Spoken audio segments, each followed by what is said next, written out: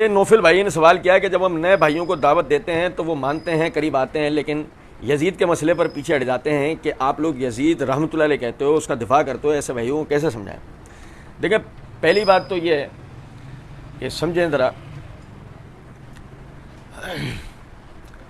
نبی اکرم صلی اللہ علیہ وسلم کی حدیث ہے صحیح بخاری کے اندر، آپ صلی اللہ علیہ وسلم نے فرمایا جس شخص نے اپنے مسلمان بھائی کی پردہ پوشی کی، اس کے پیٹھ پیچھے اس کا دفاع کیا، کل قیامت کے دن اللہ رب العزت اس کے گناہوں کی پردہ پوشی فرمائے گا۔ اس حدیث سے یہ بات پتہ لگی کہ ہمارے کسی بھی مسلمان بھائی یا بزرگ کے اوپر کوئی الزام لگے، اس کا دفاع سب سے پہلے اس نیت پہ ہوگا کہ کل قیامت کے دن اللہ رب العزت ہمارے گناہوں کے، ہمارے خطاؤں کی جو نا پردہ پوشی کرے گا۔ جہاں تک ہے یزید کا معاملہ، تو ہم یزید کا دفاع اس لیے نہیں کرتے کہ جی یزید کو کوئی ہمیں رحمۃ اللہ علیہ کہنا ہے، یا یزید کو ہمیں کوئی جنت میں بھیجنا ہے، یا اس طرح کا کوئی معاملہ۔ یزید کے دفاع کی بنیادی وجہ یہ ہے کہ اولاً تو یزید دروازہ ہے کہ جس کو کھول کر لوگ صحابہ کرام رضوان اللہ علیہ مجمعین کی عزت و حرمت پہ حملہ کرنا چاہتے ہیں۔ مثال ہے کہ جی اگر یزید غلط ٹھہرتا ہے، سامنے والا آپ کو سمجھا رہا ہے، آپ کی سمجھ میں یزید کا غلط ہونا ثابت ہوتا ہے، ایک بات ہے، تھوڑی دیر کے لیے ہم تسلیم کریں،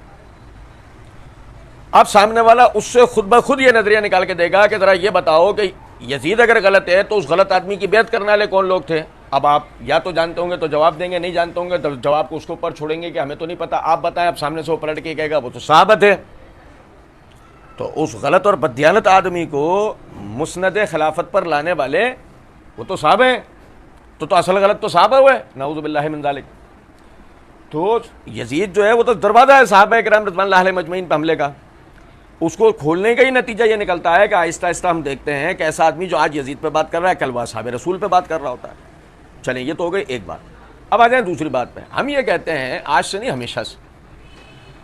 کہ یزید ہو یا اور کوئی بھی اس طرح کا مشکوک کردار ہے، ہم یہ کہتے ہیں کسی کے اوپر بھی جھوٹا الزام نہ لگائیں۔ بات ہے یہ، اللہ تعالیٰ نے قرآن پاک کے اندر فرمایا لا یجرمنکم شنآن قوم اللہ الا اللہ تعدلوا اعدلوا هو اقرب للتقوی۔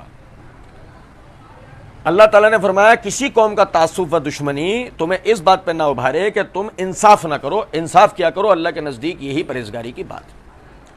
اب اگر جو الزام یزید یا یزید جیسے کرداروں کے اوپر لگایا جائے اور وہ اس میں ثابت نہ ہو،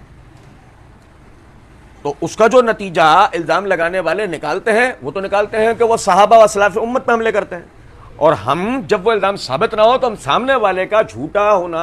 دروغ ہونا، فریب دہ ہونا یہ ثابت کرتے ہیں تاکہ ہم اپنے بھائیوں کو اس کے جال سے بچا سکیں،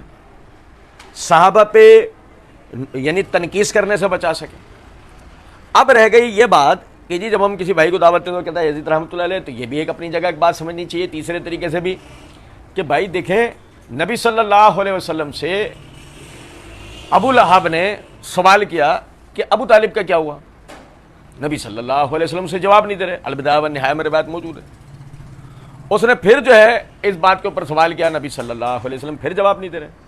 اس نے پھر اس بات کے اوپر سوال کیا، آپ پھر جواب نہیں دے رہے، یہاں تک کہ اس کا اصرار بڑھتا چلا گیا تو نبی صلی اللہ علیہ وسلم نے اتنا جواب دیا جہاں اسے ہونا چاہیے،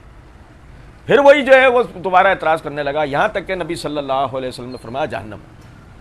اور بس یہ کہنے کی دیر تھی، اور اس دن کے بعد سے ابو لہب نبی صلی اللہ علیہ وسلم کا دشمن ہوا۔ اس بات سے بتانے کا مقصد یہ ہے کہ آپ سمجھیں توحید و اتباع سنت کی دعوت کے آگے ان باتوں اور اعتراضات کی کوئی حیثیت و اہمیت نہیں ہوتی۔ ہمیں اصلاً جو ہے نا لوگوں کو اللہ کے دین کی طرف دعوت دینی چاہیے، توحید اور اتباع سنت کی دعوت دینی چاہیے، ان مسائل کی طرف آنے نہیں دینا چاہیے۔ لیکن اگر وہی جیسے میں عموماً ایک بات کہا کرتا ہوں کہ اگر سامنے والا توحید اور اتباع سنت کو بھی انہی رستوں سے سمجھے گا